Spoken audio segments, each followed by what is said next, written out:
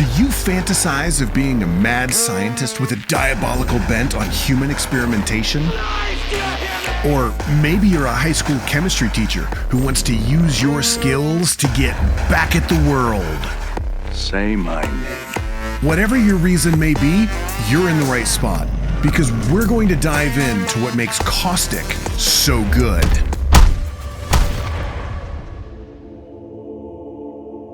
Caustic is experiencing a resurgence lately, as many of the ALGS teams are playing him. And we know that what the pros do ends up trickling down to the masses.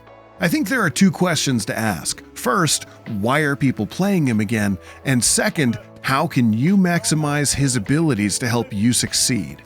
To answer the first question, we need to start with his kit. Caustic is the Toxic Trapper. His tactical is to throw his gas barrels that act like proxy mines and spew gas that deals health damage, slows enemies, and obscures their vision. The barrels start ticking at 5 damage and increase with every extra tick after that. Not as good as it was once upon a time, but still decent. They either proc as a proxy mine when enemies come near, or you can shoot them if you want them to pop sooner. They can be destroyed either by shooting them in the base, or by doing 150 damage to a barrel that's already procced. Enemies can also destroy them as they're inflating by just shooting them. So they're not necessarily good to throw in the middle of a fight, so don't do that. Set them up early and let them do their job then. Caustic can have 3 of these barrels in standby ready to be thrown, and he can place a total of 6. But if you try and place barrel number 7, the first one you threw ends up disappearing. So you're going to want to keep count of how many you've thrown at a time. So then moving on to Caustic's ultimate, this is to throw a grenade of the same stuff. It explodes on impact and it creates an area filled with that gas for a while. Now, this gas has the same properties as the gas from the canisters, so we don't need to talk about it much. Now, to round out his abilities, Caustic is one of the controller legends, which means he can scan ring consoles. Now, this is really good, as Caustic tends to want to find somewhere to play and hunker down. Also, this gives points towards leveling up your Evo shields, so make sure you're scanning these as much as possible. Free Evo upgrades are good. And speaking of Evo upgrades, here are his. At blue, you get either Parabolic Force or Residual Toxins. Now, Parabolic Force increases the throw range of your barrels by 75%, which is amazing. And then Residual Toxins allows your Nox vision to last for longer. Now, I'm not quite sure what this does, as I've always chosen the other upgrade over this one, but I don't know, it may be useful if you use the caustic gas more like bang smokes in the middle of fights and you fight in and around it. It could make for some interesting plays. Let me know in the comments, or you could join my Discord server and let me know there. Link is in the description. Or you could join my live streams on YouTube or Twitch. I stream on Wednesday nights starting at 11 p.m. Eastern Time, and I'd love to hear what you think. Then at purple, you get either the Particle Diffuser or Breathe It In. Particle Diffuser adds 50% to your alt's gas area of effect, and Breathe It In gives you some extra hit point regen inside of the Nox gas. Particle Diffuser and Residual Toxins used to be switched, so we'll see if this changes much of how he gets played. My go-to for these upgrades has been Parabolic Force and Breathe It In. Having some extra throw distance on your barrels, like I said, allows you to make some interesting plays by throwing them up onto surfaces above you, or by lobbing them like a grenade. They're more of an offensive weapon now. I'll probably start choosing the Parabolic Diffuser now for my purple upgrade, as the 50% increase doesn't seem like much, but hey, more is always better when it comes to gas. And finally, the last thing about Caustic, and this one is actually pretty important. He's one of 3 legends who share the Fortified trait, which reduces incoming damage by 15% and stops them from being slowed by bullets, which is huge. Bullet slow in this game is devastating, so if you can avoid that, that's really helpful. These 3 legends, alongside Pathfinder and Revenant, they also received a quality of life upgrade where they feel less sluggish when running, which honestly it ends up making them feel better to play. So all of this adds up to why I think people are playing him again. He's fun, he's effective, he's hard to kill, and my goodness, he's annoying. He's a menace in endgame situations, and also he gets shields up quickly. Now that we know what his kit is and why he's played, we need to dive into how to use him to great effect. I've recently realized one of the key strategies in Apex is to be as annoying as possible to everyone else in the lobby. This includes things like poke damage, grenades, incessant reviving, fuse queues, Maggie drills, and yes, Nox gas. If one of the steps to winning games is to be annoying, then Caustic fits the bill perfectly, as his gas is really annoying. Here are some general principles that I think will help any Caustic player to achieve PhD level greatness, regardless of what level you actually are.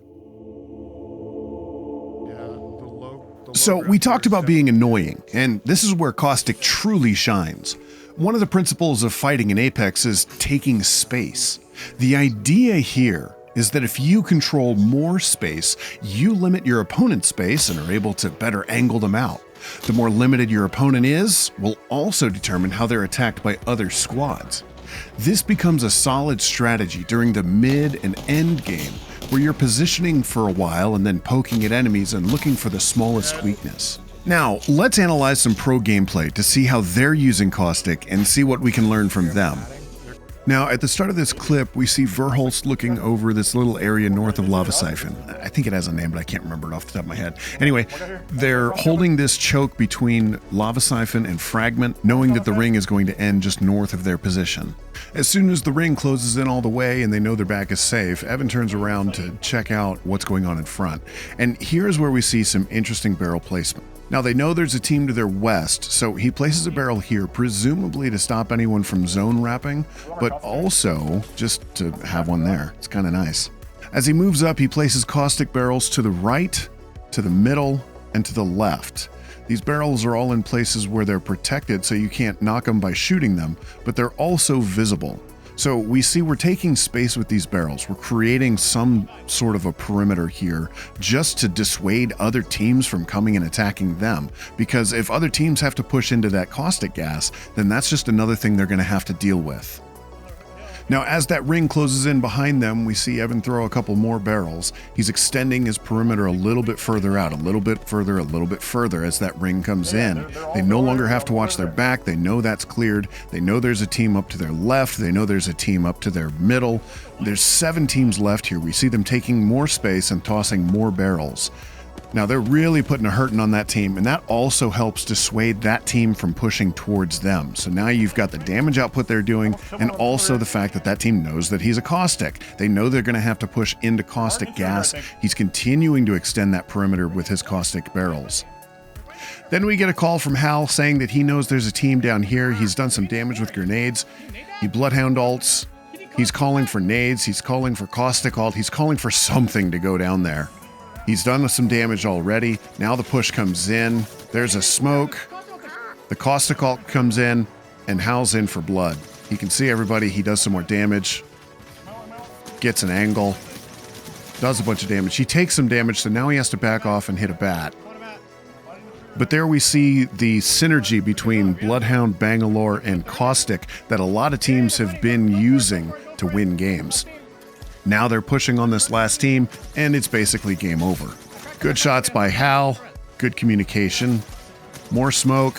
Hal's still in his ult, so this is just shooting fish in a barrel, and they get the win. And so there we saw how you can use barrels to take space, and you can use the ult to really punish enemies who are in poor locations. So that brings us to our second example here. And in this example, we see Cloud9 having held a location using those Caustic barrels for almost the entirety of the game. They found a building early, they bunkered up, they used barrels, and nobody pushed them. Here we can see where they've placed barrels. There are 2 in the building to the side of the doors, which allows the team to enter and exit as they need, but will punish anyone else who enters. And then there are barrels at the top of the rope and the steps, disallowing anyone from pushing them from those locations. Now we get to the end game. There's only 3 teams left and TSM is pushing in. There's a Caustic gas that comes in, that's the ult. It stops them from pushing in, so that's thing number 1. Reps goes down, and so now we have trouble. Legacy from the bottom comes up to try and fight also. We see more barrels being pushed out, but here Cloud9 just gets angled out. They can't fight both teams off. So while Cloud9 did last to the end, they did die in the end. Now it's only Hal and Verhulst. There's a push from Legacy from the bottom. Verhulst knocks one, but then goes down. Hal knocks the other. Now it's a 1v1. Hal tries to get a battery off, but the Caustic ult comes in, forcing him off the spot. He does get a knock and get a shield swap, but it's only a purple shield swap, so that battery would have given him an extra 25 damage. Then he drops down, but he has to drop down into the gas, which makes Legacy the winner, because Caustic is a menace in endgame situations. Now here for our next example, we have Ape Gang rotating into Climatizer, and they know there's teams in there. There's still 20 squads left, and the ring is closing in, so they need to make their way into this building. So we switch over to Caustic here, and we see he runs in, he sees a barrel to his right, so he knows that he has to be the one here. He drops a barrel on the door to stop anyone from coming in, and then he drops his ult, again, to create space so that his team can now come into this room and hold this space. So there again we have a Caustic creating space, holding space, and making space using both his barrels and his ultimate. The next clip here is from Moist later in the same game. Moist drops in from a balloon, and immediately, as soon as Caustic sets foot on the ground, he's dropping barrels. He needs to make sure that he's got barrels that climb up locations to dissuade anyone from coming up and taking their roof.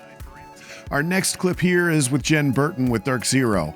They're trying to take space late in the game. There's only 8 squads left. They're on one side of the ring, but the ring is closing in, and we see Jen Burton just throwing those Caustic containers. He tosses his ult out. They're really trying to angle out these teams, but he's also making sure that he's taking space. Again, using that principle to kill other teams. Now, as soon as they get those knocks, he's continuing to just huck barrels over there, making sure that they're dissuading that team from coming towards them. Again, anytime you can force teams to fight each other, that's better for you. Finally, to recap here, Caustic is one of the masters of taking space in Apex. His gas can be used to bunker buildings, dissuade approaching high ground, and to punish poor positioning. Using his barrels, he can take space, and he can encourage other teams to fight each other. And last but not least, he's a menace in endgame circles with both his grenade and his barrels. So, put on your Heisenberg hat, dig out the mad scientist within you, and try to take over the world.